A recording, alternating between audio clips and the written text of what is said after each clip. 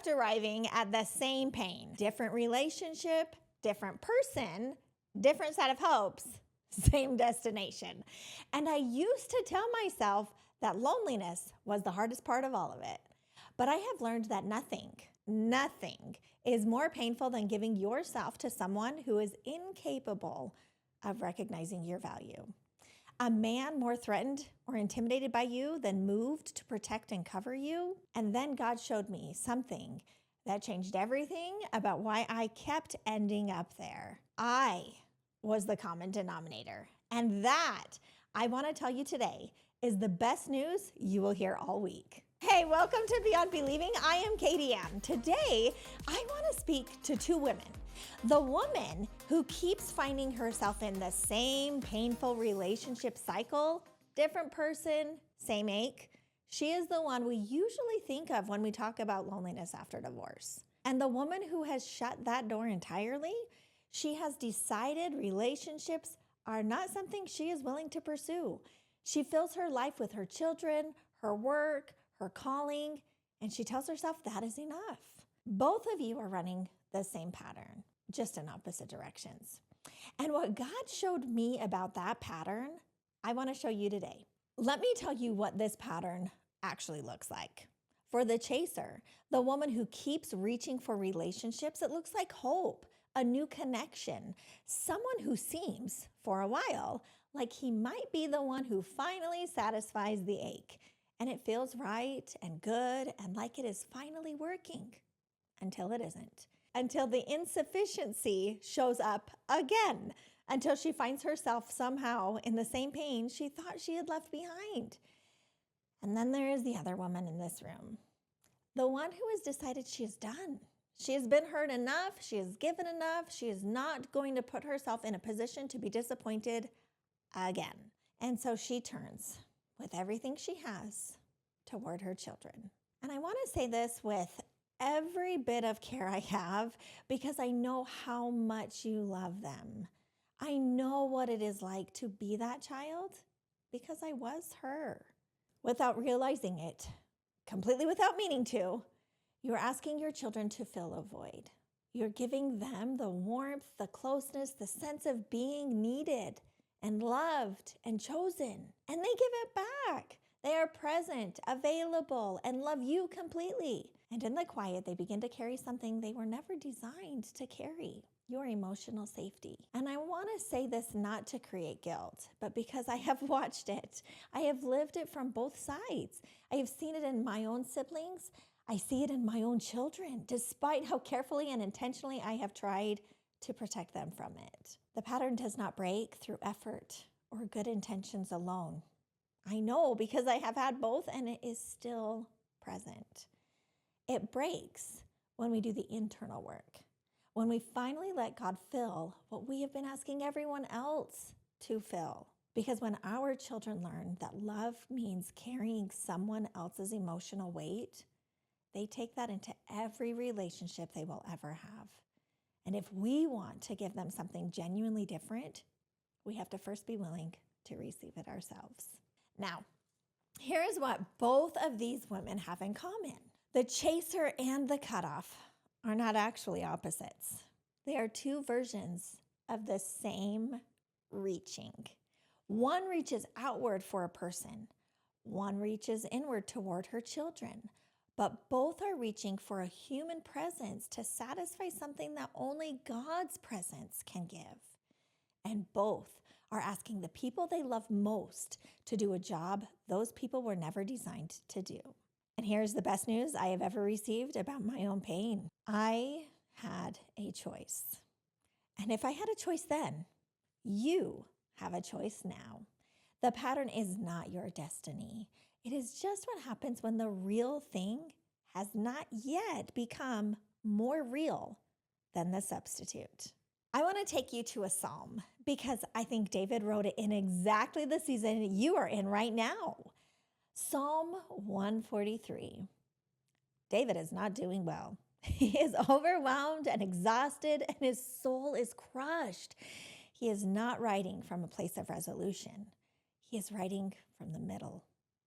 And in verse 6, he says this, I stretch out my hands to you. My soul thirsts for you like a parched land. My soul thirsts for you like a parched land. That is not the prayer of a woman who has found peace. That is the language of desperate, specific thirst. Parched land does not want a little water. It does not want something that approximates water. It wants the real thing completely, urgently, with nothing else able to satisfy it. And notice what David does with that thirst. He does not reach for a substitute. He stretches his arms toward God. Augustine put it in one sentence, and when I read it for the first time, I felt seen in a way I had not expected. He says, "You have made us for yourself, O Lord, and our heart is restless until it rests in thee." Our heart is restless until it rests in thee. Not restless because you are broken, not because you have not healed enough or tried hard enough.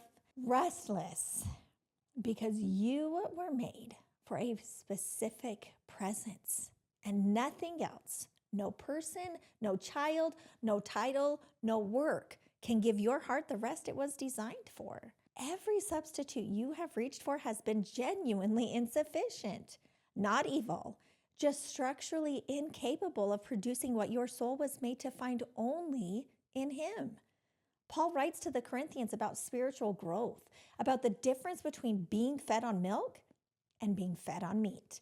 In 1 Corinthians 3:1-2, he says, "Brothers and sisters, I could not address you as people who live by the Spirit, but as people who are still worldly, mere infants in Christ. I gave you milk, not solid food, for you were not yet ready for it." Milk is not bad. It is what we start with, but there is a point where milk is no longer sufficient. And I think many of us, in our loneliness after divorce, have been fed on the milk of human connection and wondering why we are still hungry. Not because we are spiritually immature, but because we have not yet moved from knowing about His presence to actually experiencing it. There is a difference between knowing that God is with you and encountering His presence specifically, enough that you stop needing a substitute. You cannot get there by trying harder. You get there by experience, by encounter, one honest, specific reach at a time. And when you begin to actually experience His presence in your loneliness, not just believe in it theologically, the desire for the authentic begins to outweigh the desire for anything less. Not because you became holier, because you encountered something real. And the counterfeit stopped satisfying the way that it used to. And sometimes, I want to say this gently, God allows the pain of the counterfeit to linger a little longer than we want. Not to punish us, but to protect us, to help us lose our appetite for what was never going to sustain us. I want to give you 3 questions to carry out of this conversation. Not to give you more to carry, but because these are the questions that began to move me. First, what have I been asking people to give me that only God can give? Name it specifically. Is it comfort, security, the feeling of being fully known, of being chosen and protected and covered? Whatever it is, God can hold it. He is not overwhelmed by the depth of your thirst. Second, what would it look like to stretch my arms toward God with that specific need? Today, not a general prayer, a specific one. David did not say, "I am a little thirsty." He said, "My soul thirsts like a parched land." God can handle the honest ask. And third, what is one thing I am willing to believe is also true, or maybe more true, about this pattern? Not something you fully believe yet.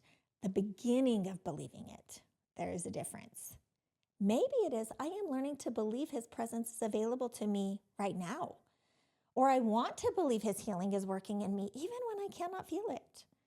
Or maybe I know other women have walked through this and found Him sufficient, which means I can too. And then ask yourself, how could that be true? How do I know that is true?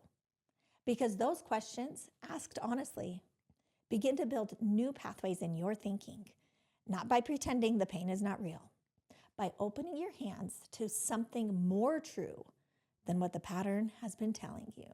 And here is what I want to leave with you today. C.S. Lewis, because no one has described what God is doing in this season better than he did. He says, imagine yourself as a living house. God comes in to rebuild that house. At first, you can understand what he is doing. He's getting the drains right, stopping the leaks in the roof, and so on. You knew all those jobs needed doing, and so you are not surprised. But presently, he starts knocking the house about in a way that hurts abominably and does not seem to make any sense. What on earth is he doing? The explanation is that he is building quite a different house from the one you thought of. Throwing out a new wing here, putting on an extra floor there, running up towers, making courtyards. You thought you were going to be made into a decent little cottage, but he is building a palace. His love is greater than your pain, greater than any pain on this earth. And he is not patching what broke. He is building the palace. You, my friend, are not broken. You are not uniquely damaged. You are not too much. You are not disqualified from love. You are a woman with a soul that was made for a specific presence, and you have been looking for it in places that were never going to hold it. The pattern is not your destiny. Your children are not responsible for your emotional safety, and no man's inability to recognize your worth is a reflection of your value. The ache you feel right now is not evidence that God is absent. It is evidence that he made you for something more than you have been settling for. Stretch out your arms toward him, not because you feel it yet, but because your soul is parched, and he is the only one who will actually satisfy it. And what he builds in you through this, you are going to want to be ready to receive it. One question I'm going to remind you of to carry this week with you. What have you been asking people to give you that only God can give? Just start there. Be honest. Because the moment you can name it, you can bring it to the right place. This is the work that I do in my coaching, not to be the answer, but to point you to the one who is. To remind you that you have access to everything you truly desire and to help you begin living like it today. If that conversation is one you are ready to have, you can apply for coaching at coachkatieann.com/call. The link is in the show notes. And next week, I want to talk about what it looks like when you stop reaching for what cannot satisfy. Because God showed me something about what was waiting on the other side of that. And I have been looking forward to telling you all about it. Subscribe so you don't miss it. I'll see you then.